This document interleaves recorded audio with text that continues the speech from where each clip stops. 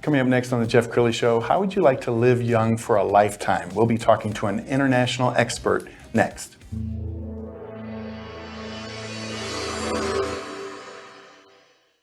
Many are predicting that the worst is yet to come, which is unfortunate, said one person here.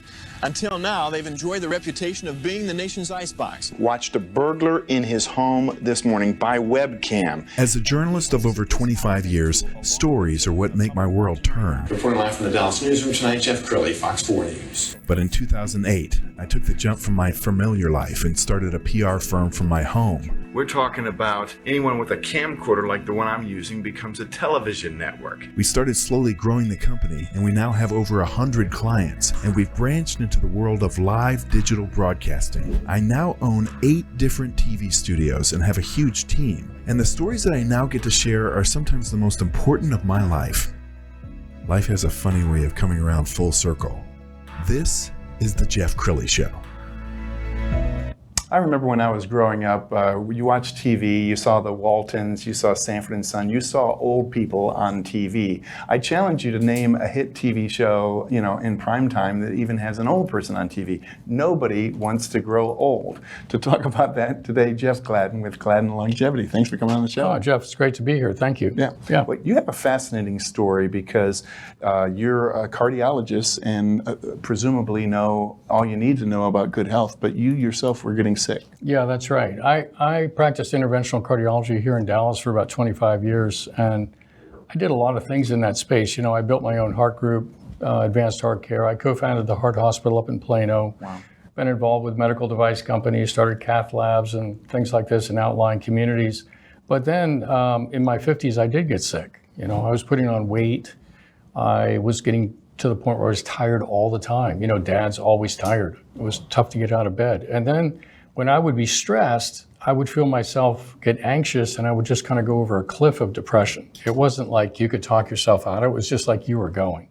Wow. And it was like, wow, what's happening to me? And it was particularly scary because my dad died with dementia, right? So it's like I was getting brain fog on top of that. And it was a very, very troubling time. Yeah, we're going to pull up your bio page off of your website, and as we scroll down, it just, look at all the awards. And so how could a smart guy like you fall into a trap of depression? Yeah, it's interesting because it turned out that I was tired all the time because I had something called subclinical hypothyroidism, which basically meant that even though my thyroid test looked okay, blood test that is, my biometric testing showed that clearly my cells were not getting enough thyroid.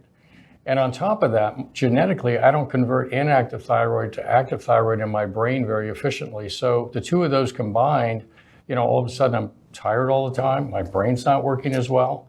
And on top of that, genetically, we found out that I don't make certain neurotransmitters very efficiently. So that was the reason for the anxiety, the depression, and also the brain fog. So once I understood those things, I was able to kind of crack the code for myself and get on the right combination of supplements and things like that, avoid certain foods, etc. And all of a sudden, with the right thyroid, the lights came back on. I was hormonally depleted. I needed some testosterone. I got testosterone, DHEA, and got those coordinated in the right way. It's not just taking them, it's actually knowing how to manage all the metabolites. And once I got all that sorted out, then it was like, wow, I feel great again. And I started to wonder, geez, if I feel this good, I wonder how good I can be. Wow. We've got a slideshow, and I'm going to let you kind of steer the car at this point. Sure. As we put this up on the screen, just you go ahead and call for the next slide. Yeah. So really, this is Gladden Longevity. And really, our motto is to live young and live young for a lifetime. And the reason that we talk about it this way is because longevity itself is kind of an abstraction. When you think about what's it going to be like to be 100 or 120, or I want to be 156, or somebody wants to be 180 or 300, what does that even mean? Because everybody you saw that was 100 years old or 110, it's like, man, I don't know. That's not exactly what I'm going for, right? So, but we all know what it is to be young. We all know what it is to be vibrant. And so my concept of longevity is to turn back the clock, be young, stay young, figure out how to crack the code on aging, stay young, and live young for a lifetime. And it's such a joyous way to live. Let's look at the next slide. So this is the book that I've written that's be coming out in the next couple of months, 100 is the New 30.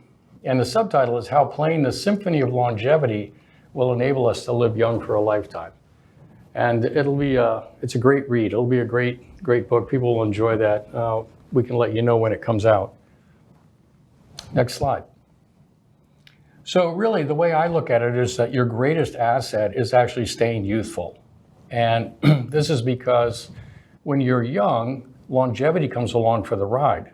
Really, everything that happens to us related to age, aging decline, diseases of aging, all happen with the aging process. Whereas if we actually stay young, many of those things never happen in the first place.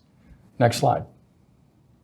So one of the biggest problems in this whole area that I see is that people have a misconception of the game that we're all actually playing. We think that aging is a linear process. Every year we have another birthday. I don't feel that much different than I did last year. It's a linear process. Oh, I don't feel like I should, so I'm gonna start working out. I'm gonna eat better. I'm gonna exercise. I'm gonna get a tracker, and that'll be my response. But in actual fact, let's look at the next slide. You'll see that aging is actually an exponential process. It's not a linear process. And there are drivers of aging, physiologic drivers of aging, that are causing this process to actually accelerate. And interestingly enough, we see this all the time. We see it in people. We know that people between 80 and 90, for example, or 70 and 80 age so much faster than between 30 and 40 or 40 and 50. And yet we have a very hard time relating to it. Like if I were to ask you, what are you going to be like 10 years from now, right? I hope the same. Right. It's hard, or 50, it's very hard to conceptualize that you're going to be much different than you are, right? So we don't really even relate to the game that we're playing, and yet we see it all around us. Everybody around us is going down exponentially, but we can't even relate to it. So we're at a real disadvantage. We don't even play the game that we're in. Next slide. So this is a slide from some data from Stanford that basically shows that aging is not a symmetric process. It's actually asymmetric. And these are proteins that are released into the blood that are along with the aging process. They basically show that the aging process is happening. So you can see that youth actually ends at about age 26. And there's a real sweep in aging that goes up to about age 34. The rate of aging plateaus a little bit. You can see there's another bump in the late 50s into about 60. But look at the rise in aging related proteins that are released into the blood between 63 and 78. That's 15 years of massive aging, right? Wow. This is not linear. This is an exponential game that we're playing. And so for people to actually have a strategy, if their strategy is, well, I'm going to eat better, I'm going to exercise, I'm going to sleep, I'm going to reduce stress, learn to meditate, that is a linear response to an exponential problem. It's a linear response to an exponential problem. It will never work. It will work for 2 years, 4 years, 6 years, but soon it'll be swept to the side because that exponential process is occurring. Sure. Next slide. Part of the tragedy of this is that there's also an exponential process to our lives in terms of our ability to make an impact. So every decade, our ability to have an impact on the planet goes up. Every year we have more relationships, more resources, more knowledge, more wisdom, right? And more to share with the world, if you will. And the tragedy is that when those two lines intersect, we can still have increase in impact for a while, but then it really craters when our health falls. Sure. And that's the tragedy of life. We see so many talented people that lose their ability to make an impact, to make their contribution. Next slide. So at Gladden Longevity, what we've designed is a IRB-approved trial called Life Raft, which is really designed to keep us young. And the way you think about it is that if you were to stay 30 for a lifetime, look what it does to your ability to have impact, right? It goes up exponentially every decade. And this is a life, this is a paradigm of life that no one has yet to live on the planet. But we think it's actually possible to do that. Wow. So this is why we're excited. It's not, I don't have any fear of death. If I die this afternoon, that's okay. But it's really, I don't want to go through the areas of decline. I want to give up my ability to have impact and have growing exponential impact. That's Sure. really what I think the joy of life is. So we're really trying to change that paradigm for the whole planet.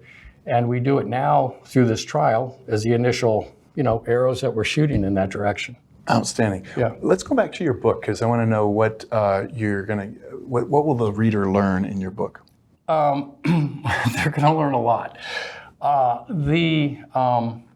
the way that I've constructed this is that really to have an exponential solution to an exponential problem, it takes 4 areas, right? The first is life energy, right? You have to have this life energy circle dialed in. We can talk about that. The second is longevity itself. You have to actually go straight at the drivers of aging. And the world that we live in now, there are 3 types of medicine. There's traditional symptom-driven medicine, which I was trained in, cardiology, etc. You have chest pain, come see me. If I ask you, did you see your doctor today? Well, no, I feel fine, right? It's all symptom-driven. Right. Then below that, you have functional medicine, right? Integrative medicine. And these are wonderful ways to look at disease processes, but they don't really get at the drivers of aging, which is longevity medicine, which is going right after the hallmarks of aging. And I think the medicine of the future is to actually go at the hallmarks of aging, pick up the functional pieces to understand the root cause of what's happening, and then take care of the symptoms at the same time. Wow. This is where medicine is going. This is how we practice today. Sure. Right. It occurs to me that we've all seen presidents that go into office looking youthful. That's and right. 8 years later, you almost Noticeably. unrecognized. Yeah. Right. Stress. Let's talk about the role of stress in aging. Oh, yeah, it's massive. So when it comes to life energy, anxiety, stress, things like this, these processes that we all experience, they drive the aging process in addition to the other drivers of aging, the physiologic drivers of aging.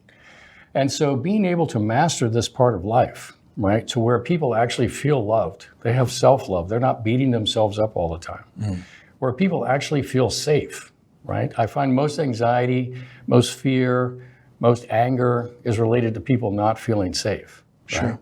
And so how do you give yourself safety? Because nothing external to us will ever make us feel safe. I don't care how much money you have, I don't care where you went to school, I don't care what country you live in, anything can be taken away, right? And so how do you actually give yourself safety that's really durable, right? And then I think there are other things that are important, like having great relationships and being spiritually aligned and having a greater sense of purpose. I call it an energetic alignment with the universe. And when you're able to actually master these things, stress and anxiety go away, Sure. right? You can live a life that's unencumbered. You're not living in reaction to past traumas.